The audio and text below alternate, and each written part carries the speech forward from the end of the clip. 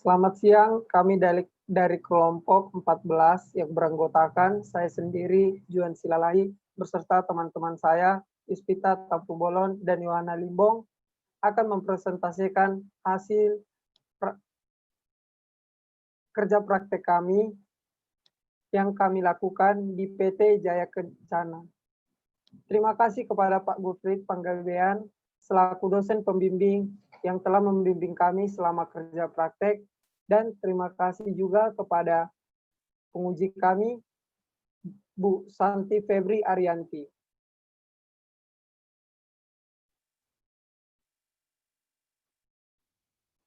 Adapun topik yang akan kami bahas pada seminar kerja praktek ini ialah pertama, latar belakang perusahaan, yang kedua, struktur organisasi, yang ketiga, posisi mahasiswa selama kerja praktik, yang keempat, topik kerja praktik mahasiswa, dan yang terakhir, kelima, kesimpulan.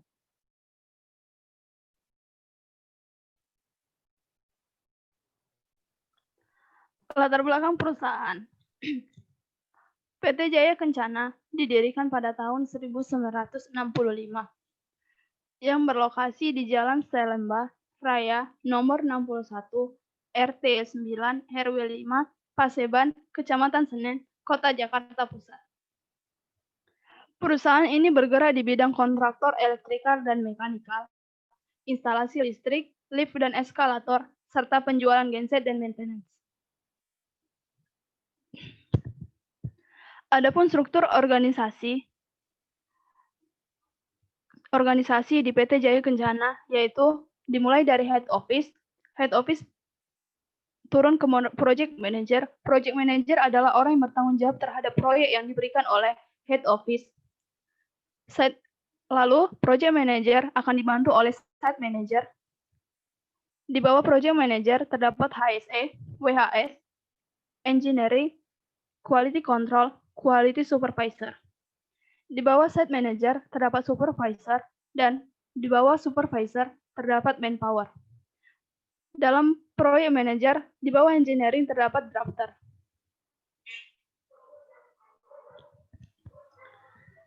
Untuk posisi mahasiswa selama kerja praktik, posisi mahasiswa di PT Jaya Kencana selama melakukan kerja praktik adalah sebagai quality control. Tugas utama dari quality control tersebut adalah sebagai penanggung jawab terhadap pekerjaan yang telah dilakukan oleh manpower atau pekerja, serta pemberi solusi terbaik pada manpower tertentu. Next.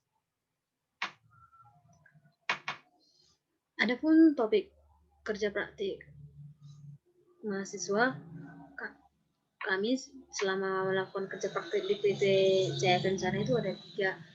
Yang pertama itu sistem ketenaga listrikan tower apartemen 3L Podomoro City Deli Park Medan.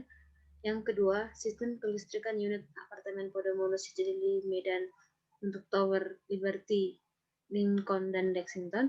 Dan yang terakhir itu desain instalasi lampu taman Podomoro City Deli Medan.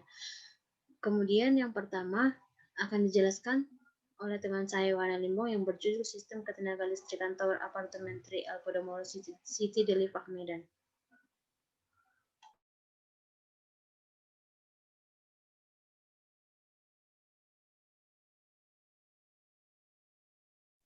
Sistem ketenaga listrikan Tower Apartemen 3L Podomoro City Deli Park Medan.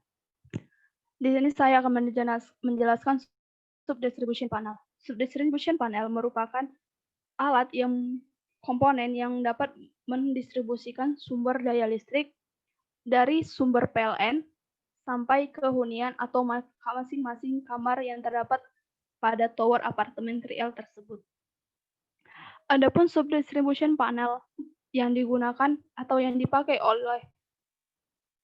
dalam sistem ketenaga listrikan tower apartemen 3L yaitu SDP sumber subdistribution panel biasa dan subdistribution panel emergency.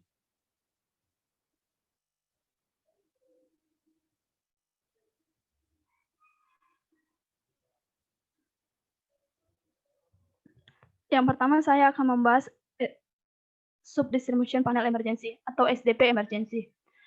Subdistribution panel emergency merupakan panel yang dapat bertahan jika terjadi kebakaran pada sebuah gedung.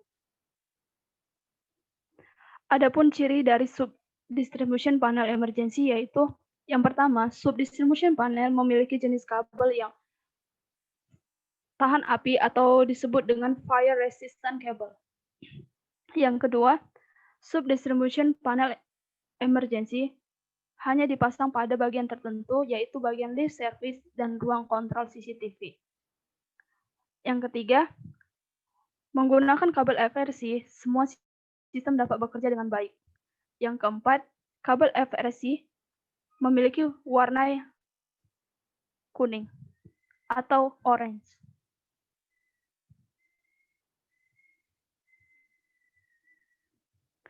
Yang kedua, SDP biasa atau sub-distribution panel biasa. Panel ini digunakan untuk mendistribusikan sumber listrik yang berasal dari panel utama tegangan rendah atau yang disebut PUTR ke setiap hunian atau kamar pada apartemen. SDP biasa memiliki ciri khusus. Yang pertama, kabel yang digunakan adalah kabel jenis kabel feeder. Yang kedua, menggunakan 3 SDP pada satu tower. Jadi, pada tower 3L, terdapat 9 SDP yang digunakan. 9 SDP biasa yang digunakan. Proses kerja dari SDP tersebut berlangsung dimulai dari tegangan berasal dari PNS sebesar 20 kV. Lalu, tegangan tersebut akan masuk ke PUTM atau panel utama tegangan menengah. Lalu, dari PUTM, tegangan akan di-step down di trafo oleh trafo.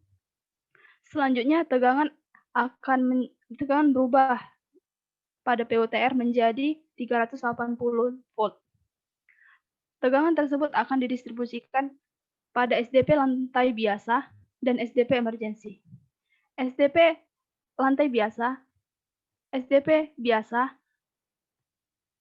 terdiri atau dipasang pada podium 11, lantai 9, dan lantai 18A. Pada podium 11, itu akan mendistribusikan sumber daya listrik dari hunian lantai 1 sampai lantai 8. Pada SDP biasa lantai 9 akan mendistribusikan daya listrik dari hunian lantai 9 sampai 15. Pada lantai 18A, SDP biasa akan mendistribusikan dari hunian lantai 15 sampai 26. Yang kedua, SDP emergency. SDP emergency hanya dibagi dua, hanya berlokasi di 2 tempat, yaitu PUTR, panel utama tegangan rendah, dan roof, bagian atas dari tower 3L tersebut. PUTR akan mengontrol panel atap, ruang kontrol, tangga 1, SDP emergency Lexi, SDP emergency Liberty roof, dan ruang genset. Pada bagian roof akan dihubungkan ke lift service, exhaust fan, pressure fan, tangga 1 Lincoln, tangga 2 Lincoln, dan tangga 3 Lexington.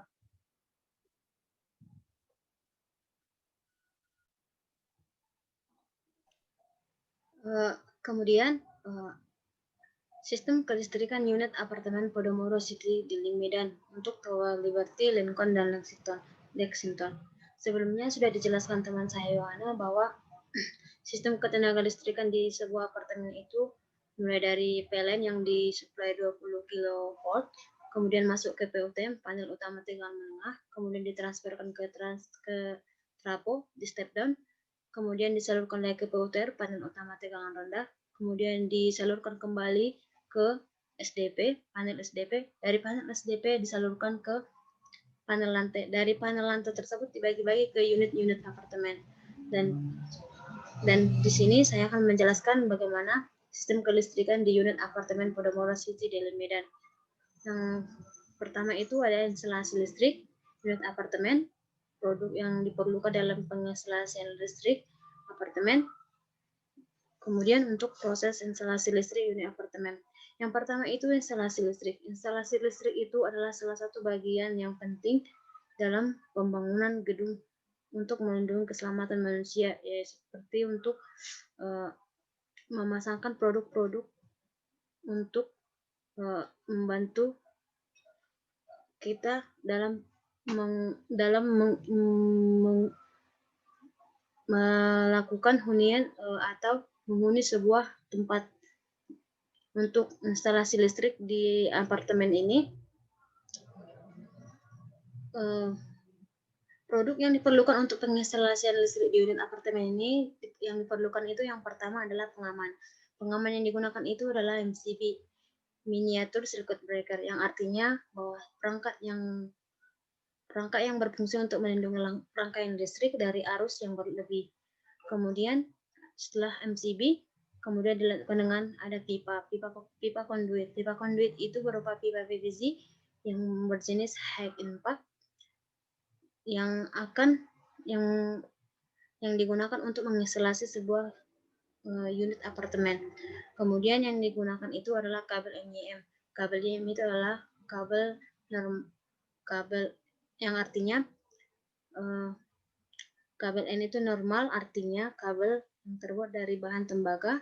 Kemudian yang untuk Y, pelindung terbuat dari bahan olefin klorid. Kemudian yang M itu artinya untuk penghubung kabel terbuat dari PVC. Kemudian di dalam unit itu terdapat juga ada smart home. Smart home itu adalah sebagai saklar pengganti dari saklar manual untuk menghidupkan dan mematikan lampu, mengontrol lampu.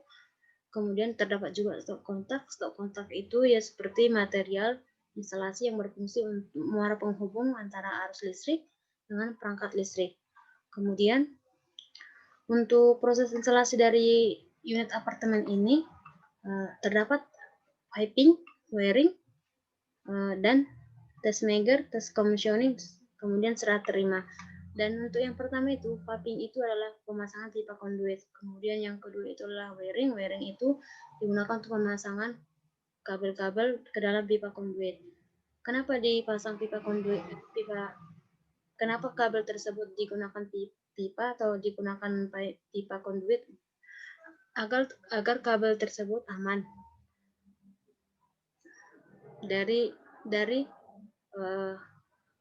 hewan-hewan seperti tikus. Kemudian setelah dilakukan piping, kemudian di wiring itu melakukan pemipaan, kemudian di test measure.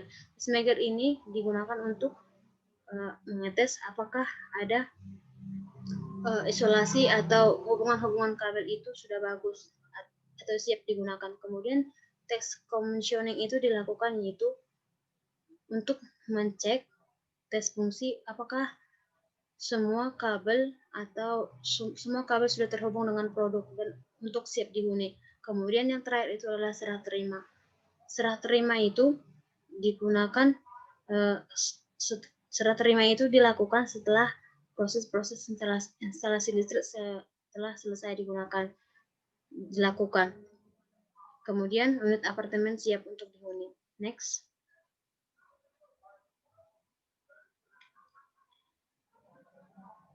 Kemudian balik ke yang tadi juga, instalasi listrik apartemen itu adalah suatu perlengkapan yang digunakan untuk menyalurkan tenaga listrik dari sumber listrik ke peralatan-peralatan yang membutuhkan tenaga listrik. Jadi instalasi listrik ini, unit apartemen Podomoro City dari Medan ini merupakan suatu jenis hunian atau tempat tinggal yang bertingkat tinggi dan besar. Selama kami melakukan kerja praktik di PT Jaya Kencana ini, PT Jaya Kencana memiliki tower yang yaitu Lincoln, Liberty, dan Lexington. Untuk apartemen dari Podo City Landmark ini terdiri dari yang Liberty yaitu 25 unit per lantai. Kemudian untuk Lexington 25 unit per lantai. Dan untuk Lincoln itu terdapat 27 unit per lantai. Kemudian unit-unit tersebut di instalasi listrik ada instalasi penerangan, instalasi stop kontak. Instalasi penerangan itu dalam sebuah unit apartemen tersebut dibagi-bagi atau dibuat penamaan unit-unit tersebut.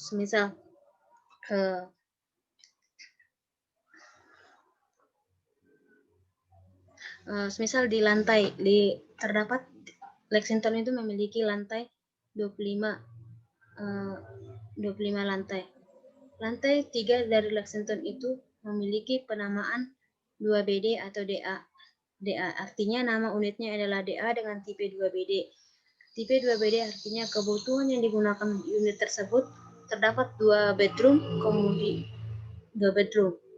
Dan yang memiliki, misalkan untuk 3BD terdapat 3 bedroom, 2BD terdapat 2 bedroom, dan 1 untuk studio itu terdapat 1 bedroom. Jadi instalasi dari apartemen ini dilakukan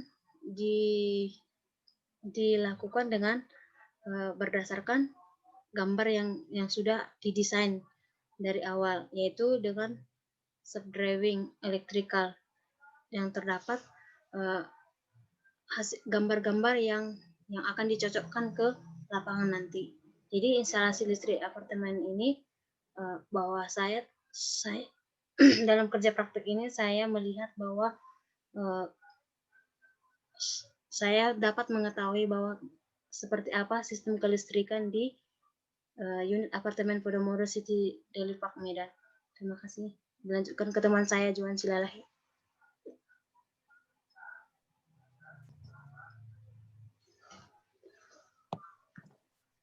Oke, selanjutnya topik saya yaitu desain lampu taman Podomoro City Daily Medan. Pada saat melakukan desain ini terlebih dahulu akan diberikan denah landscape lampu taman. Nah, denah ini diberikan oleh JCM dan SMD. Next.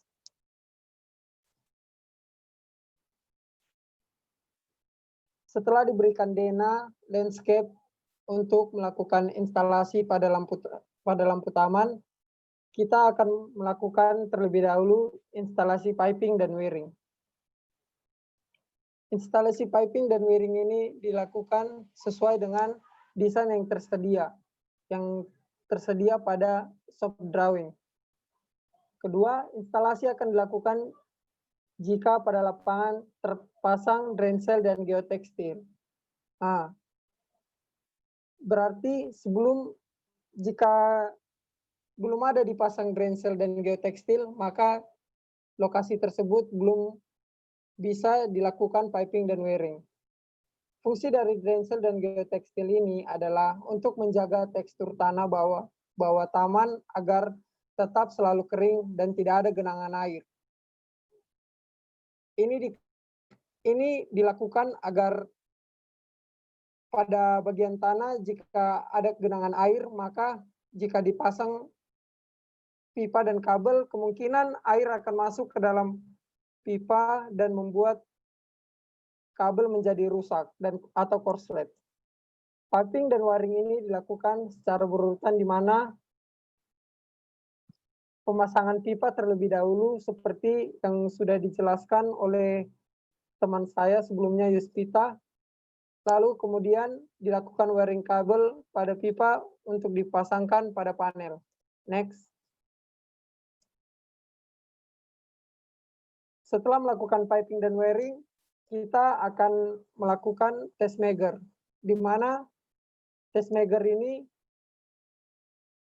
adalah untuk menunjukkan apakah kabel yang dipasang berfungsi atau tidak. Yang kedua, menguji ketahanan kabel. Yang ketiga, memastikan kabel yang terpasang tersambung dengan baik atau tidak. Tes ini juga dilakukan agar tidak terjadi korslet. Jika terjadi korslet, akan membuat korban jiwa pada proyek yang dilakukan. Next. Setelah test measure, kita akan melakukan instalasi pada box balas. Sebelumnya, box balas itu adalah gabungan dari beberapa balas yang dipasang pada sebuah box seperti pada panel. Fungsi dari box balas ini adalah untuk mengubah arus AC menjadi DC. Jadi sebelum arus langsung ke lampu, arus yang dari panel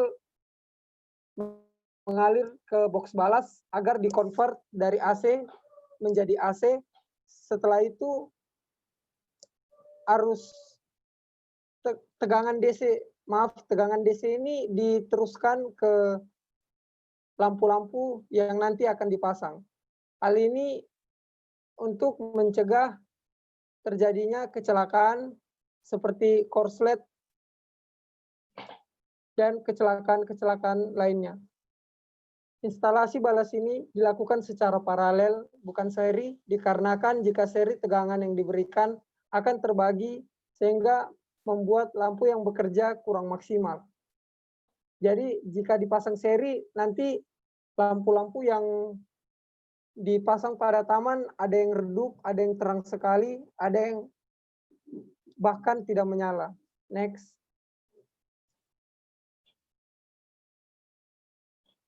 Setelah melakukan instalasi box balas, kita akan masuk ke instalasi lampu tamannya. Instalasi lampu taman ini dilakukan pada titik lampu yang dibuat pada proses wiring. Titik lampu ini sudah ditentukan pada shop drawing yang dibuat, dan titik-titik lampu ini sudah ditentukan sesuai grup-grupnya masing-masing untuk disambungkan ke tiap-tiap balas pada box balas. Lampu yang digunakan adalah lampu tahan air dengan tipe IP65, IP66, dan IP68. Beberapa jenis-jenis lampu yang digunakan pada lampu taman ialah lampu garden light untuk menerangi sekitaran area jogging, di mana jika para penghuni apartemen ingin lari-lari jogging malam, bisa melakukannya pada jogging track agar tidak tersandung. Selanjutnya, lampu bolar untuk menerangi taman bermain anak.